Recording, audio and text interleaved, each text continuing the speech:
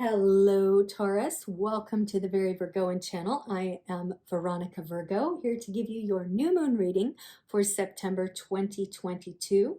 I do apologize for the day late and dollar short nature of this reading. I was unable to do them this weekend, but hey, you still got 12 and a half or so days of information to take you into the full moon cycle.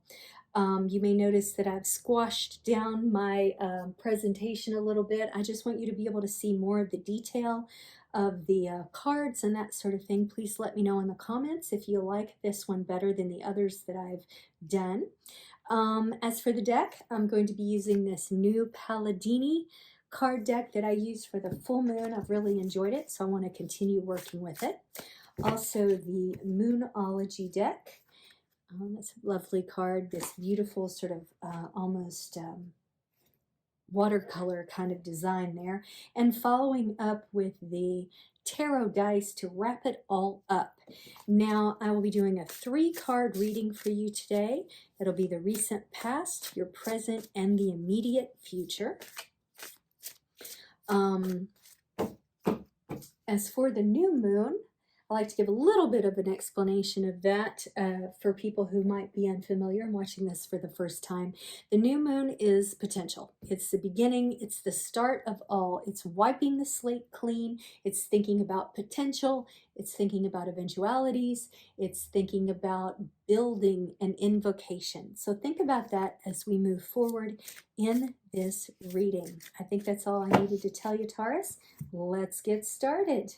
So we've got the 9 of Pentacles here to get your reading started. Pentacles tend to be about material things, your work, finances, those sorts of things. Here we've kind of got a card that has some conflicting ideas. It can be about the fruits of your labor.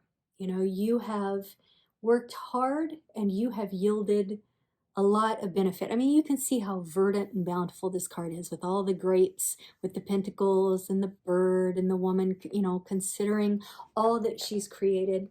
On the flip side of that, it can sometimes represent a little bit of recklessness. It may be like, oh, hey, well, I got a bonus this week. I'm going to go to the casino and drop it all in my effort to try to create more, right?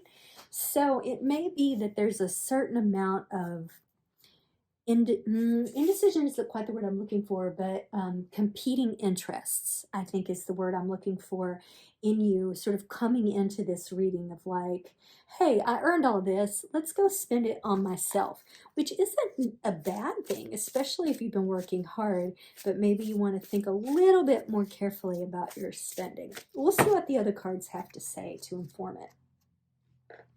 Knight of Cups. The Knight of Cups. So the cups generally have to do with relationships, love, that sort of thing, but sometimes they could simply be about emotions. And in this case, the Knight is sort of he's a romantic at heart. He's an idealist. He's someone, and I say he, but it could be gender, anybody, right?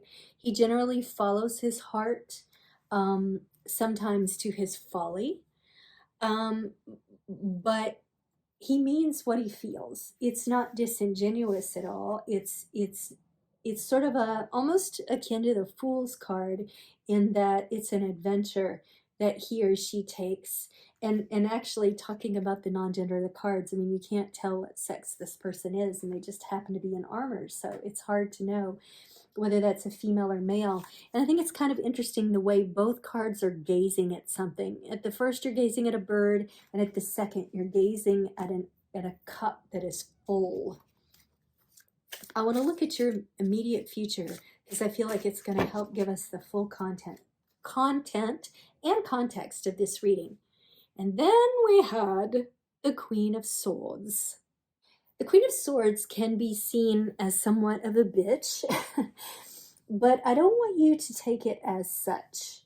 What I want you to think of the Queen of Swords as going into your immediate future in these next 2 weeks is someone who is discerning, and she's learning to cut away, and again with the she, it could be she, he, they, whomever, is cutting out what is not needed, excising the fluff, and getting to the heart of the matter. There's like these icy caps behind her because it's a thought card, it's an intellectual card.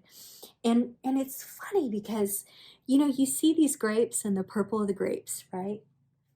Then you see the grapes on the shoulder, or the grape color, and then it's moved down to the arm, and it's like it's empowered. It's gotten what it needs in its grasp, and it's ready to move into battle. So what I think is actually going on for you right now, Taurus, is you're learning how to be more discerning in your life. Each one of these cards is determined in one direction. You see that? Looking at the beautiful thing, then being contemplative, then being resolute. It's almost like you're finding your own power, and you're finding a level of control in yourself that maybe you didn't think you were capable of. You've lived a lot of lives in this life, Taurus, and you're feeling ready and empowered to kind of take on anything, whatever that may be: relationships, hurdles, new jobs, new tasks, new challenges. There's a lot of strength. It's almost like going from maiden to crone in a way. And again, that can be female, male, it doesn't matter. It's like that process of aging, not only physically, but emotionally. I think the next 2 weeks are going to be very powerful for you in self-growth and self-actualization. Your commitment is being tested.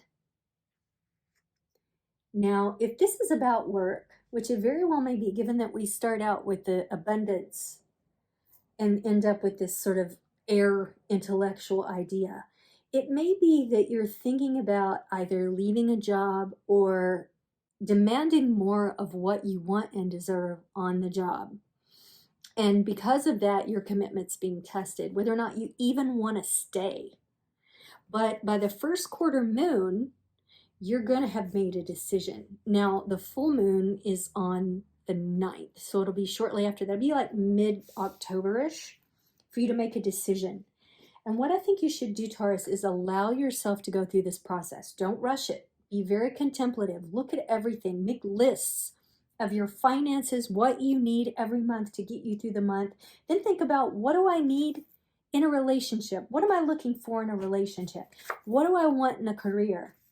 You're going to do a lot of introspection during this time of your life, and your commitment to everything is going to be tested, from work to love to life. All right, we have Aries, we have 9, and we have Moon. Okay, if you're in love with an Aries, it's going to be tested. And they're a fire sign, and you're an earth signs, and you're a Taurus. So there's probably a lot of bucking up against each other. You need to find that softness in yourself, particularly in this time, in this next 2 weeks. You need to allow yourself to soften with the moon changes, and be more gentle with yourself and with this person.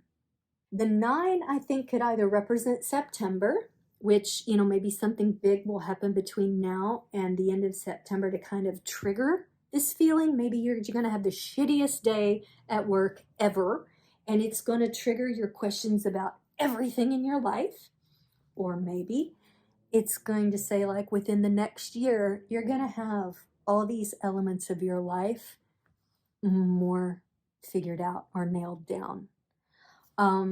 But the important thing is, we've got the 2 moons here. We've got the half moons saying you need to be gentler with yourself and allow yourself to feel the process of change, Taurus, and not be so hard-headed about it all has to be done now. I have to understand it all now. And, engaging this ram side of yourself. And maybe, you have Aries in your moon. I'm actually thinking that's even more true than you're involved with an Aries. But maybe that is true for some other folks. Be gentle to get to the place where you can be decisive and laser focused without losing your humanity. It's a really great reading, Taurus. It's very insightful and inspiring. And I have Taurus friends, and I respect them so much for their resoluteness and their convictions and what they feel. But remember to be gentle to yourself so that you can still have that gentility when you step into your resoluteness. All right? It was a wonderful reading. Thank you so much for letting me do it for you. If you enjoyed it, please like, comment, and or subscribe. And I'll be back at the beginning of October for your overview for that month. And until then, I will see you on the flip side, Taurus.